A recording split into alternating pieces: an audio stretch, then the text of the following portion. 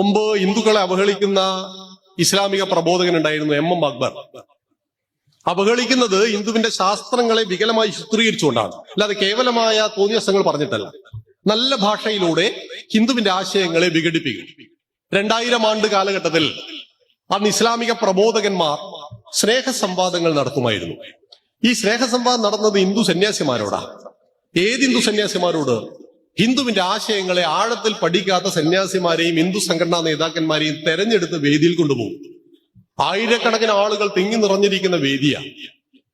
അവിടെ വെച്ചിട്ട് വേദമന്ത്രങ്ങളെ ഉച്ചരിക്കും എം അക്ബർ. വികലമായിട്ടാണ് മന്ത്രങ്ങളെ ഉച്ചരിക്കുന്നത്. എന്നിട്ട് പറയും, ഹിന്ദുവിന്റെ സകല വേദങ്ങളിലും പറയുന്നു ഈശ്വരൻ ഏകനാണ്, ദൈവം ഒന്നാണ്, ദൈവം രണ്ടില്ല എന്ന് വേദമന്ത്രങ്ങൾ മുഴുവൻ പറയുന്നു. പക്ഷെ ഹിന്ദുക്കൾ എന്ത് ചെയ്യുന്നു?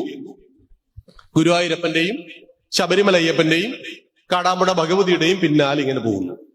നിങ്ങളുടെ അടിസ്ഥാന ഗ്രന്ഥമായ വേദം ഏകദൈവത്തെ കുറിച്ച് പറയുകയും നിങ്ങൾ ബഹുദൈവ വിശ്വാസികളായിട്ട് ജീവിക്കുകയും ചെയ്യുന്നു. ഇത് തെറ്റല്ലേ? മറുപടി പറയാൻ നമ്മുടെ ആചാര്യന്മാർക്ക് ചിലപ്പോൾ കഴിഞ്ഞെന്നില്ല. അവിടെയുള്ള ഹിന്ദു സംഘടനാ നേതാക്കന്മാർ കഴിയില്ല. കാരണം വേദങ്ങളിൽ ഉദ്ഘോഷിക്കുന്ന ഏകത എന്ന് പറയുന്നത് ഇസ്ലാമിന്റെ ക്രിസ്ത്യാനിയുടെ ഏകദൈവമല്ല. ആ ദൈവത്തിനൊരു പ്രത്യേകതയുണ്ട്. അകലങ്ങളിൽ എവിടെയോ ഉള്ള ദൈവം മനുഷ്യനെ ഉണ്ടാക്കുന്നു, പട്ടിയെ പൂച്ചയെ ഉണ്ടാക്കുന്നു, നിങ്ങളെ ഇത്ര കാലം ഭൂമിയിൽ ജീവിപ്പിക്കുന്നു, നിങ്ങൾ മരിച്ചാൽ നിങ്ങളുടെ ശരി തെറ്റുകളുടെ അടിസ്ഥാനത്തിൽ സ്വർഗവും നരകവും കിട്ടുന്നു. ഇതാണ് സെമിറ്റിക് മതങ്ങളുടെ ദൈവസങ്കല്പം. പെർമനന്റായ സ്വർഗം. സ്വർഗത്തിൽ വളരെ വലിയ സുഖ, നരകത്തിൽ വളരെ വലിയ ദുഃഖ. പക്ഷെ സ്വർഗത്തിലെ രാജാവുണ്ട്. നമ്മുടെ ഭാഷയിൽ പറഞ്ഞാൽ ദേവലോകത്തെ രാജാവ്. ആരാ? ദേവൻ. ഇയാള് ഭൂമിയിൽ വന്നല്ലോ അഹല്യയും തേടിയിട്ട്. അവിടെ അല്ലായിരുന്നു ഉർവശി? അവിടെ അല്ലായിരുന്നു മേനക? രംഭയും തിലോത്തമയും അവിടെ ആയിരുന്നില്ലേ?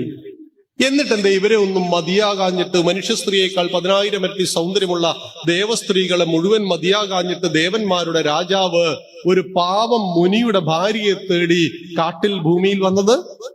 നജാദുക്കാമ കാമാന ഉപഭോഗേന ശമ്യതി എന്ന് നമ്മെ പഠിപ്പിക്കുന്നു നമ്മുടെ പുരാണങ്ങൾ. ഇന്ദ്രിയപരമായ ഭോഗങ്ങൾ കൊണ്ട് ആഗ്രഹങ്ങൾ ശമിക്കുന്നില്ല.